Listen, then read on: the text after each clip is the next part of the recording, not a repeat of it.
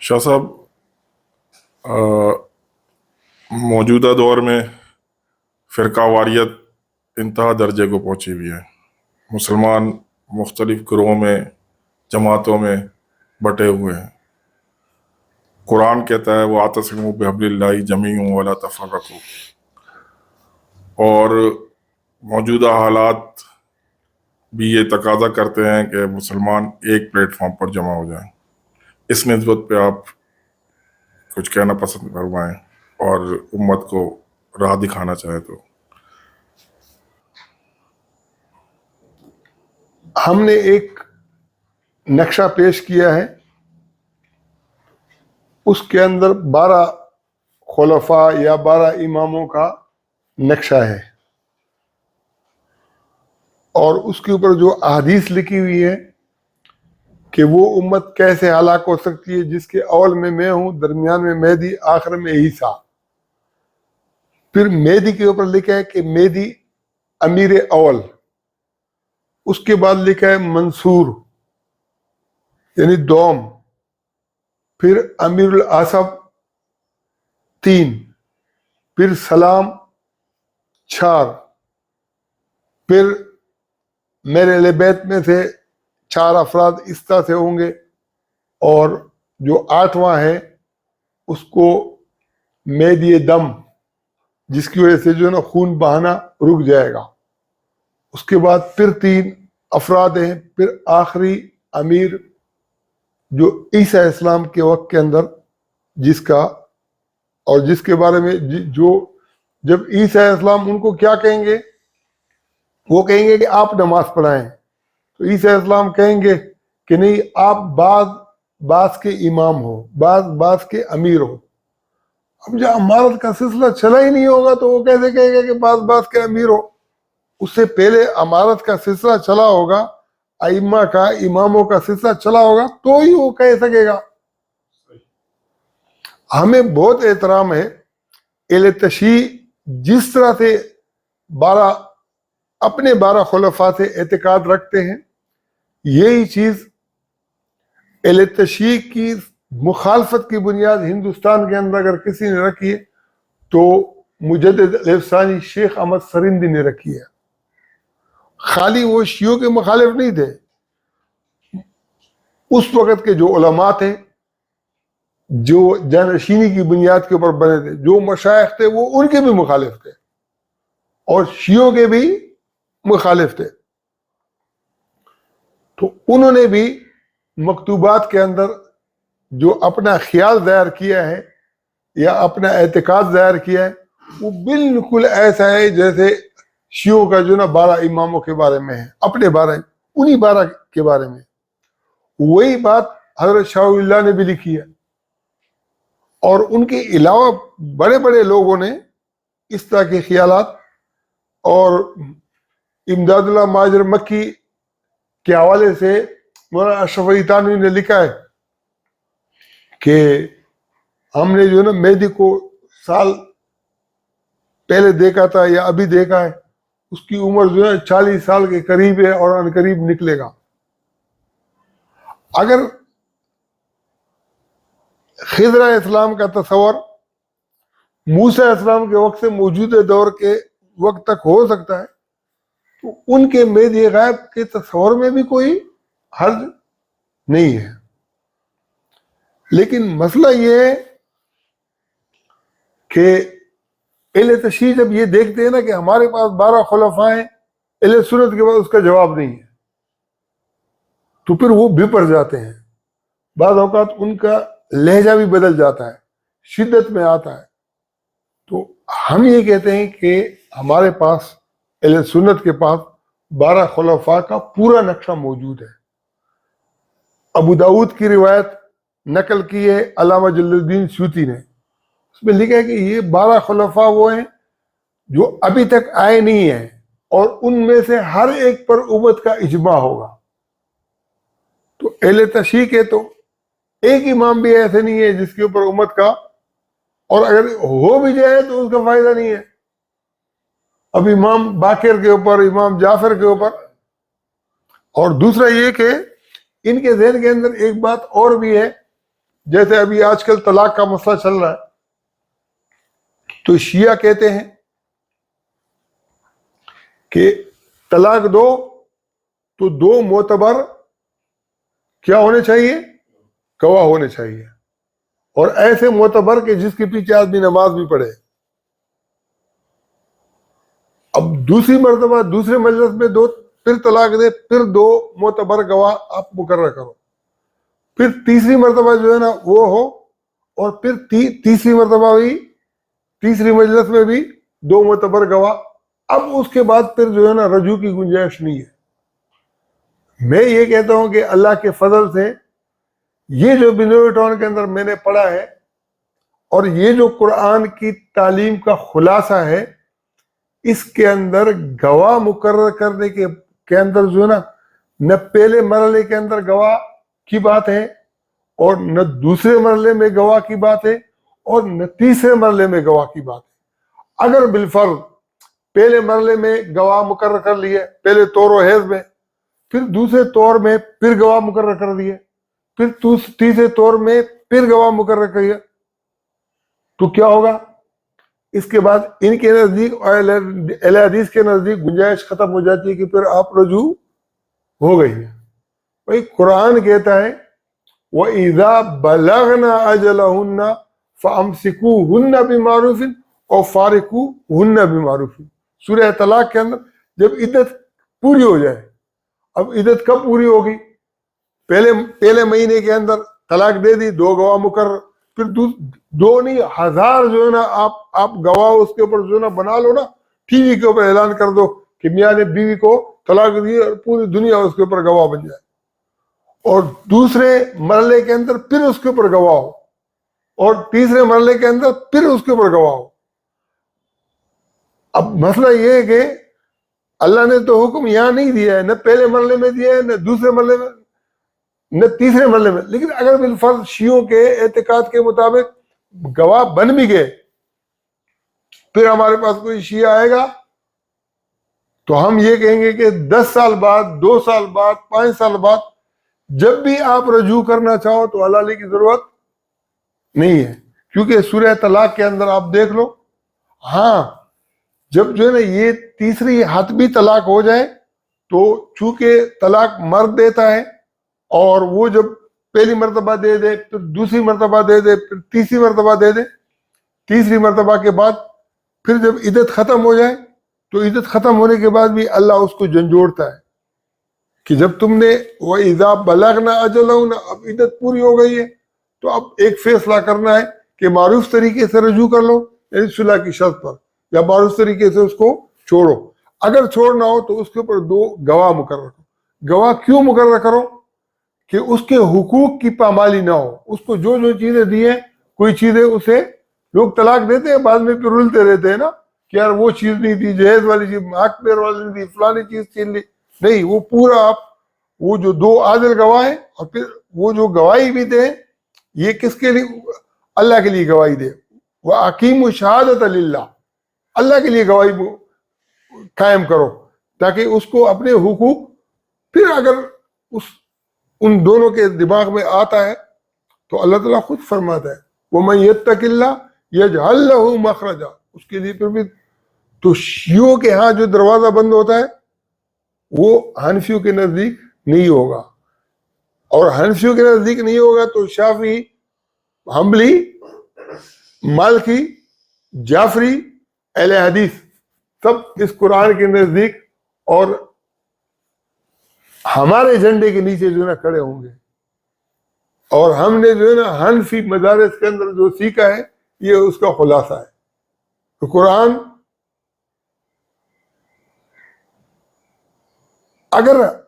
اگر ہم اس کو پارلیمنٹ میں پیش کریں، اگر ہم برطانیہ میں اس کو پیش کریں، اگر ہم اس کو امریکہ میں پیش کریں، اگر ہم اس کو ایران کے پارلیمنٹ میں پیش کریں، انشاءاللہ پھر بھی آپ دیکھ لو گے کہ وہ بولے گے کہ نہیں، یہ جو قرآن کی بات ہے اور جو حنفی سمجھ کے مطابق ہے یہ بالکل ٹھیک ہے۔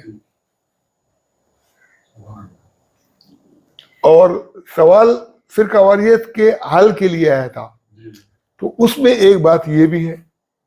اب مسئلہ یہ ہے کہ یار یہ جو حنفی ہے، یہ قرآن حنفی قاعدے سے بھی دور ہوں، صحیح فرقہ واریت کیسے ختم ہوگی؟ جی فرقہ واریت کو ختم کرنے کے لیے قرآن کی طرف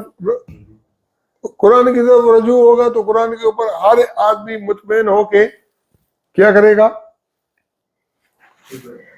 اب قرآن میں اللہ کیا کہتا ہے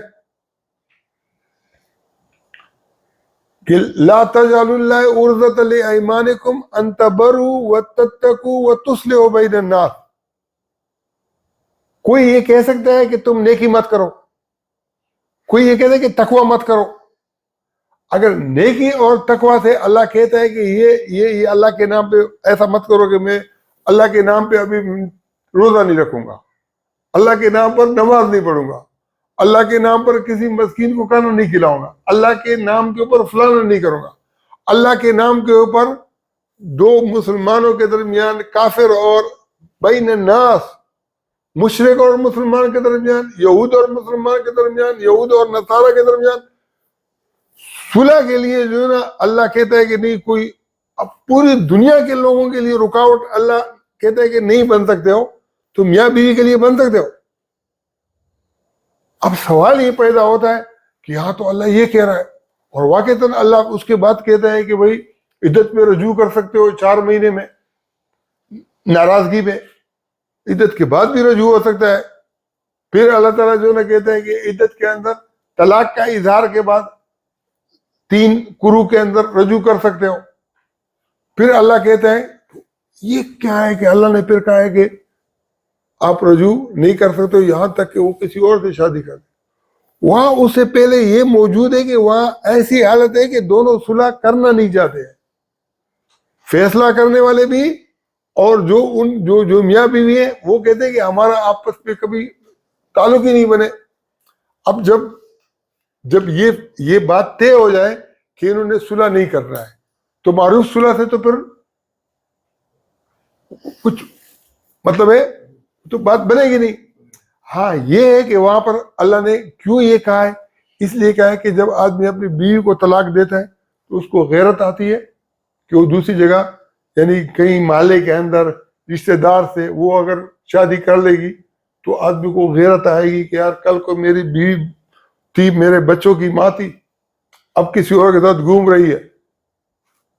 تو اللہ نے کہا کہ نہیں، جب تم نے صلح نہیں کرنا ہے پھر اس کو کسی اور سے شادی کرنے دو. اب اگر وہ اس غیرت کے مارے رجوع کرتا ہے، وہاں پر جو نا باقاعدہ یہ کہ پہلی مرتبہ طلاق دے دی، الطلاق مرتان، پہلے تو اللہ نے بیان کیا نا یتربصن بانفسہن ثلاثۃ قروء، 3 قروء ہیں، طور و حیض، پھر طور و حیض، پھر طور و حیض. اب الطلاق مرتان، پہلی مرتبہ طور میں، پھر دوسرے طور میں، پھر تیسرے طور میں. اب تیسرے طور کے اندر بھی رجوع کرنے کے بجائے جو نا اس نے چھوڑ دیا. پھر اللہ تعالیٰ کہتے ہیں کہ جو تم نے دیا ہے اس میں سے کچھ بھی واپس نہیں. ہاں اگر دونوں کو جو نا یہ وہ ہو کہ میں اللہ کی حدود پر قائم پر نہیں رہ سکے، اگر وہ چیز واپس نہیں کی، اللہ کہتا ہے کہ جو چیز مرد نے دی ہے، شوہر نے دی ہے، اس میں سے کچھ واپس نہیں ہو سکتا. ہاں اگر خوف ہو کہ اگر یہ چیز واپس نہیں تو رابطے کا ذریعہ بنے گا اور یہ دونوں آپس میں جنسی تعلقات کی وجہ سے اللہ کی حدود کو توڑ دیں گے. اور فیصلہ کرنے والے بھی اگر یہ خوف رکھتے ہو کہ یہ اگر چیز واپس نہیں کی، جو دی ہوئی چیز ہے، گاڑی ہے، مکان ہے، گھر ہے، کوئی بھی ایسا تحفہ ہے جس کی وجہ سے ملاپ کا ذریعہ بن سکتا ہے، تو اللہ کہتے ہیں کہ اس کو بیچ میں سے اس کو فدیہ دے دیں. اب وہ فدیہ دینے کے بعد پھر اللہ کہتے ہیں کہ اب اگر اس کے بعد طلاق دے دی تو اس کا مطلب ہے کہ رجوع کا تو پروگرام ہے نہیں. تو پھر وہ شوہر چونکہ پابندی کیا لگاتا ہے، پابندی یہ لگاتا ہے کہ کسی اور سے یہ کسی سے بھی یہ نکاح نہ کرے. جیسے لیڈی ڈیانا کو شہزادہ چارلس والوں نے کہاں مار دیا فرانس کے اندر، اور برطانیہ کے اس کے اوپر نبی اسلام کے بارے میں کہا اللہ نے کہ کبھی بھی ان کی ازواج سے شادی نہ کریں، اس لیے کہ ان کو اذیت ہوتی ہے. یہ اذیت والا مسئلہ یہ پرندوں میں بھی ہے، یہ جانوروں میں بھی ہے، یہ انسانوں میں بھی ہے. وہ اللہ نے جو ہے نا یہ انسانیت کو انسانیت کے درجے پہ کھڑا کیا ہے کہ بھئی تمہیں نہیں چاہیے تو آپ پھر اس کے اوپر کوئی پابندی مت لگاؤ، جہاں بھی وہ شادی کرنا چاہے. تو فرقہ واریت بھی ایسی ختم ہوگی. فرقہ واریت ایسی ختم ہوگی جب ہم قرآن کی طرف رجوع کریں گے. اب جب جو ہے نا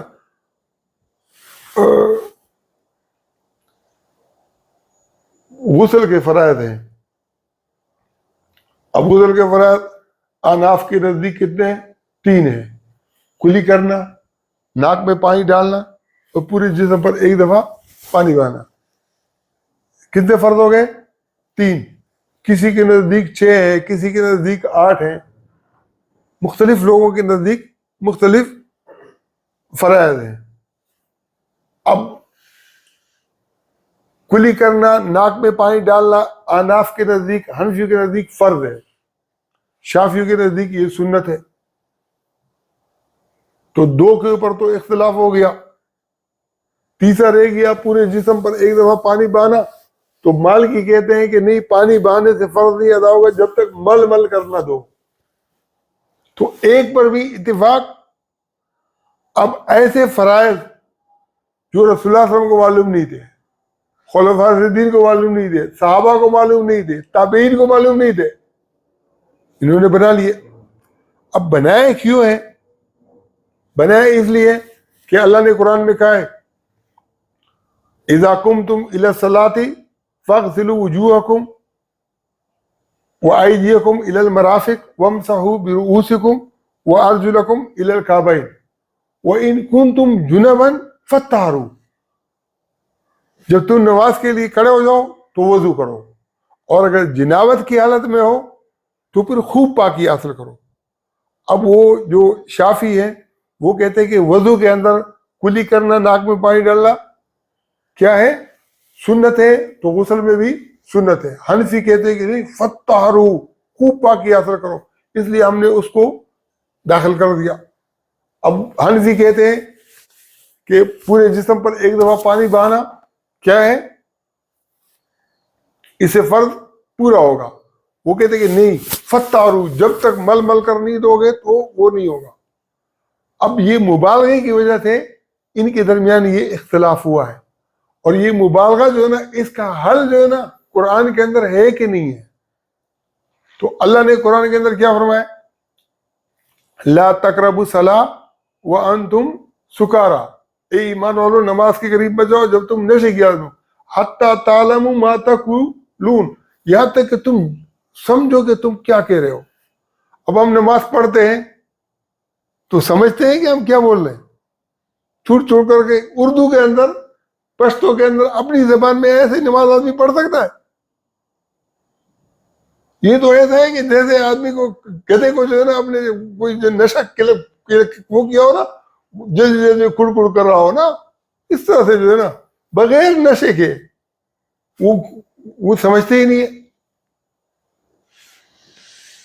اس لیے یہ علماء کا فرض بنتا تھا کہ یہ بولتے کہ نماز کا معنی سمجھنا فرض ہے. اگر تمہیں عربی میں جو ہے نا اس کا معنی نہیں آتا ہے، تم اپنی زبان کے اندر جو ہے نا کیا کرو، اللہ سے مانگو. اللہ تیری بڑی تعریف ہے، تو رحیم ہے، تو رحمان ہے، روز جزا کا مالک ہے. یہ امام ابو حنیفہ نے اس وقت فتویٰ دیا تھا کہ اپنی زبان میں آپ کیا کر سکتے ہو. اب اللہ نے وہاں کیا کہا ہے کہ نماز کے قریب مت جاؤ جب تم نشے میں ہو، ولا جنبن، اور نہ حالت جنابت میں جاؤ، اور نہ حالت جنابت میں جاؤ، الا عابر السبیل، مگر جو مسافر ہو، حتی تغتسلوا، یہاں تک کہ تم نہا لو. اب نہانا کیا ہے؟ نہانا کیا ہے؟ وضو کے مقابلے میں نہانا اچھی طرح سے دھونا ہے کہ نہیں ہے؟ اب یہ بات کہ وضو کے مقابلے کے اندر نہانا یہ اچھی طریقے سے دھونا ہے، یہ ہندو بھی سمجھتا ہے، یہودی بھی سمجھتا ہے، شیعہ بھی سمجھتا ہے، حنفی بھی سمجھتا ہے، مالکی بھی سمجھتا ہے، ہر کوئی سمجھتا ہے. اور نہانے کا جو وہ ہے نا، اب کتے کو نہانا آتا ہے، کوے کو آتا ہے، کبوتر کو آتا ہے، ہر انسان کو آتا ہے. تو اللہ نے نہانے کا کہا ہے. حضرت عمر نے جب اسلام قبول کیا تو بہن نے کیا کہا کہ پہلے جو ہے نا قرآن کو ہاتھ لگانے سے پہلے کیا کرو؟ نہا لو. اب وہ جو ہے نا اس کو فرائض سکھانے کی ضرورت، کیونکہ نہانا وضو کے مقابلے کے اندر اچھی طریقے سے نہانا ہے نا، اچھی طریقے سے پاکی حاصل کرنا ہے. وآخر دعوانا الحمدللہ.